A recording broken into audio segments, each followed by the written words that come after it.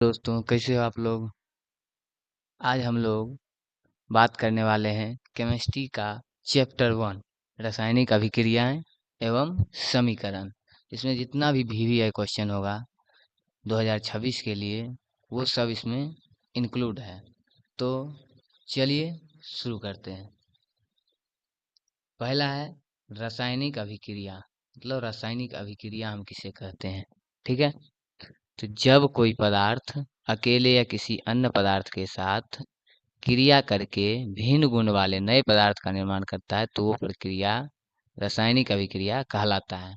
ठीक है, जब भी कोई पदार्थ या अकेला या किसी अन्य पदार्थ के साथ, मतलब अकेले भी कर सकता है और दूसरे पदार्थ के साथ भी मिलकर के वो क्रिया कर सकता है। यदि ऐसा करता है और उसके बाद नया पदार्थ का निर्माण करता है, तो वो प्रक्रिया रासायनिक अभिक्रिया कहलाता है। जैसे देखो, यहाँ पर है हाइड्रोजन और यहाँ पर क्लोरीन। जब दोनों मिला तो ये बनाया हाइड्रोक्लोरिक अम्ल। दो पदार्थ जब मिला तो एक नया पदार्थ का निर्माण हुआ। इसी को बोला जाता है रासायनिक अभिक्रिया। ठीक है, अगला क्वेश्चन है अभिकारक। अभिकारक किसे कहते हैं?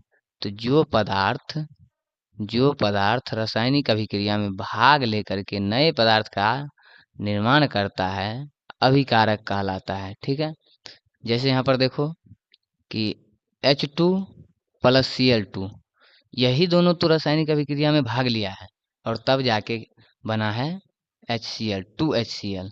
तो मतलब ये दोनों यहाँ पर हो जाएगा, H2 और Cl2 यहाँ पर हो जाएगा इसके लिए अभिकारक। ठीक है, अगला है प्रतिफल। प्रतिफल हम किसको कहते हैं?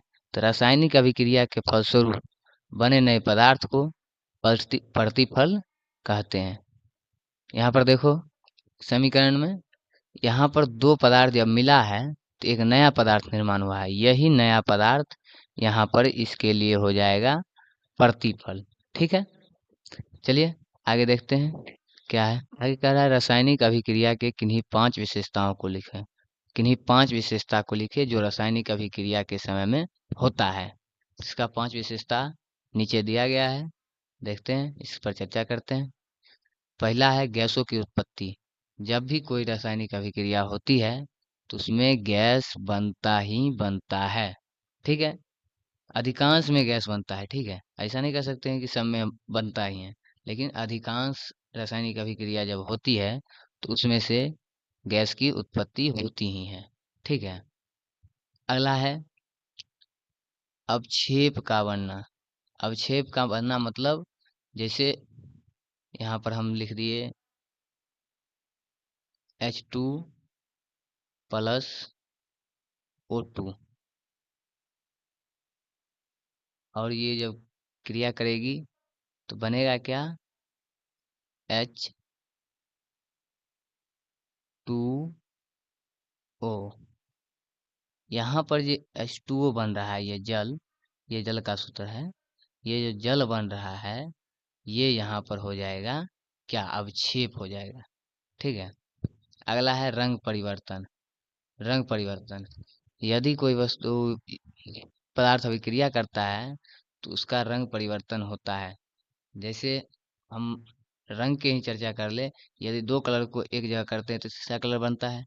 ठीक उसी प्रकार से जब हम दो पदार्थ को रासायनिक अभिक्रिया में करवाएंगे तो जब वो पदार्थ नया बनेगा तो उसका भी कलर परिवर्तन रहेगा। ठीक है, अगला क्वेश्चन है, अगला है विशेषता ताप में परिवर्तन। ठीक है, ताप में परिवर्तन, जब भी कोई रासायनिक अभिक्रिया होती है तो उसमें से या तो ताप निकालना पड़ता है या हमको उसमें ताप देना पड़ता है। ठीक है, अधिकांश में। ठीक, अगला है अवस्था में परिवर्तन। अवस्था में परिवर्तन कहने का मतलब हुआ कि यह रासायनिक अभिक्रिया से पहले अभिकारक के रूप में क्या था और प्रतिफल के रूप में क्या बन गया। जैसे यहाँ पर देखो कि H2 और O2, ये दोनों जो है सो गैस के रूप में है यहाँ पर, लेकिन ये जब बना तो जल के रूप में बन गया, मतलब पानी के रूप में बन गया। H2O पानी के रूप में, यही को बोला जाता है अवस्था में परिवर्तन। ठीक है, आगे है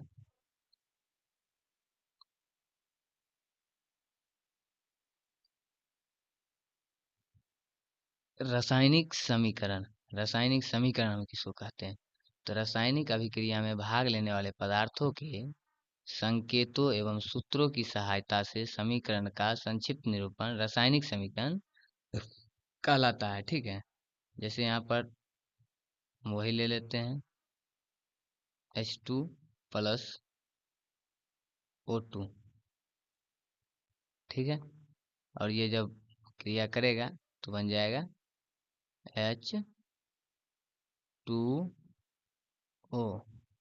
यहाँ पर जो ये हम इसका संकेत लिए हैं, हाइड्रोजन का H, ऑक्सीजन का O, इसी को बोला जाता है कि उसके पदार्थ के संकेतों एवं सूत्रों, यही उसका सूत्र और संकेत जो होता है, इसी के सहायता से जब हम संक्षिप्त इसका निरूपण करते हैं तो वो रासायनिक समीकरण कहलाता है। ठीक है, अगला है रासायनिक समीकरण दो प्रकार के होते हैं। कौन कौन?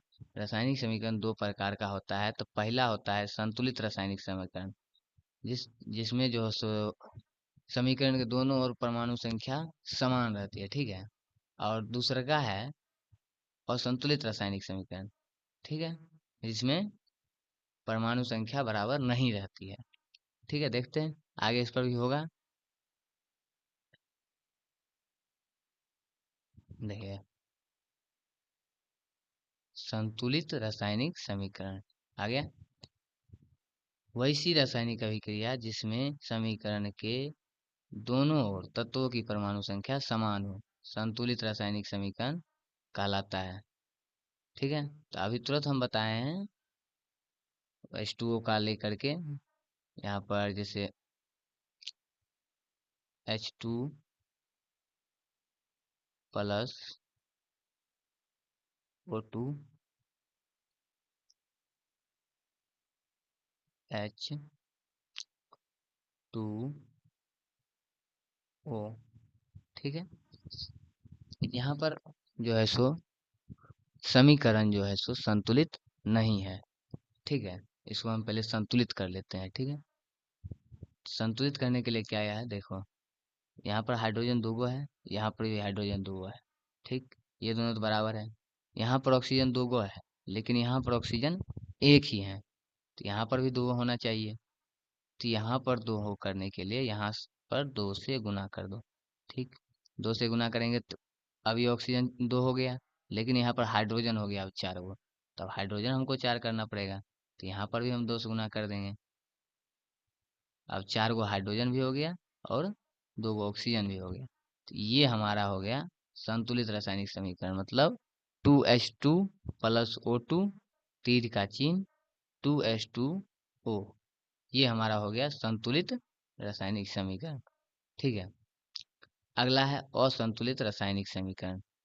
वैसी रासायनिक अभिक्रिया जिसमें समीकरण के दोनों ओर परमाणु संख्या समान न हो, असंतुलित रासायनिक समीकरण कहलाता है। जिसमें परमाणु संख्या यदि समान नहीं रहेगा तो वो हमारा हो जाएगा असंतुलित रासायनिक समीकरण।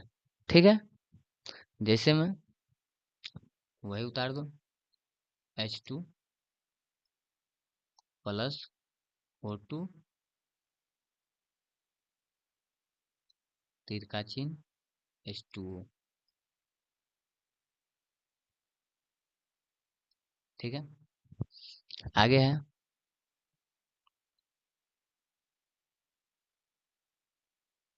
रासायनिक समीकरण लिखने का नियम। रासायनिक समीकरण लिखने का क्या नियम है?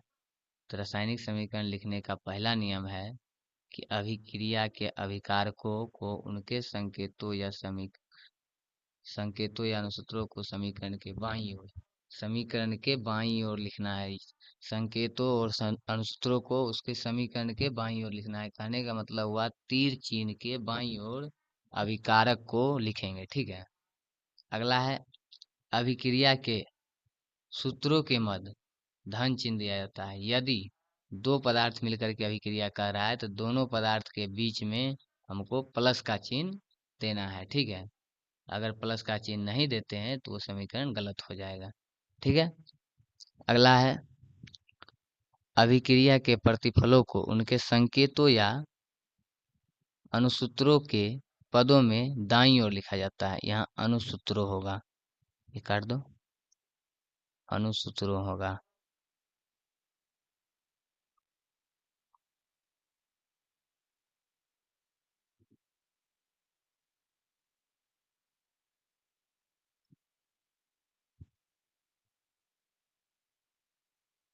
अनुसूत्रों, ठीक है। दाईं ओर लिखा जाता है, मतलब तीर चिन्ह के दाईं ओर। जितना भी प्रतिफल होगा रासायनिक अभिक्रिया के बाद जब बनेगा, उसको हम लिखेंगे दाईं ओर, ठीक है। अगला है, प्रतिफलों के सूत्रों के मध्य धन चिन्ह दिया जाता है। प्रतिफल के मध्य भी यदि एक से अधिक प्रतिफल बन रहा है तो उसके बीच में हम प्लस का चिन्ह देंगे, ठीक है। यदि नहीं देते हैं तो हमारा समीकरण गलत हो सकता है।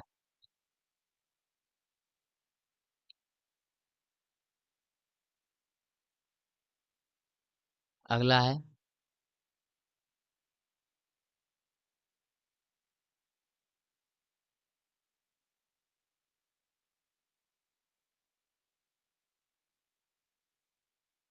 अभिकारकों और प्रतिफल को एक तीर द्वारा अलग प्रदर्शित किया जाता है। तीर यह दिखाता है कि अभिक्रिया किस दिशा की ओर हो रही है। अभिकारक और प्रतिफल जितना भी होगा उसके बीच में एक तीर चिन्ह दिया जाता है, जो कि यह दर्शाता है कि अभिक्रिया किधर हो रही है। यदि अभी तीर चिन्ह का सिरा दाईं ओर होगा तो अभिक्रिया दाईं ओर हो रही होगी, यदि बाईं ओर होगा तो अभिक्रिया बाईं ओर होगी, ठीक है। अगला है संयोजन या संश्लेषण अभिक्रिया, ठीक है। वैसी अभिक्रिया जिसमें दो या दो से अधिक पदार्थ परस्पर संयोग करके एक नए पदार्थ का निर्माण करते हैं, संयोजन या संश्लेषण अभिक्रिया कहलाते हैं, ठीक है। यहाँ पर भ होगा, मिस्टेक हो जाता है, अभिक्रिया कहलाते हैं, ठीक है। मतलब इसका कहने का हुआ कि यदि दो पदार्थ या उससे अधिक, दो हो तीन हो, दो तीन व पदार्थ जितना भी हो, यदि उस सब पदार्थ मिल करके यदि अभिक्रिया करता है और एगो पदार्थ का निर्माण करता है, एगो पदार्थ का निर्माण करेगा, तो वो हो जाएगा संयोजन या संश्लेषण अभिक्रिया, ठीक है। नीचे नोट में दिया हुआ है, नए पदार्थ का गुण जो है मूल पदार्थों के गुण से बिल्कुल भिन्न होता है। मतलब जो नया पदार्थ बनेगा वह अभिकारक से बिल्कुल भिन्न होगा, मतलब उसके एक गुण नहीं मिलेगा, उसका गुण जो है सो मिलता जुलता नहीं रहेगा, ठीक है। आज के लिए इतना ही, मिलते हैं नेक्स्ट वीडियो में कल शाम 7 बजे, ठीक है।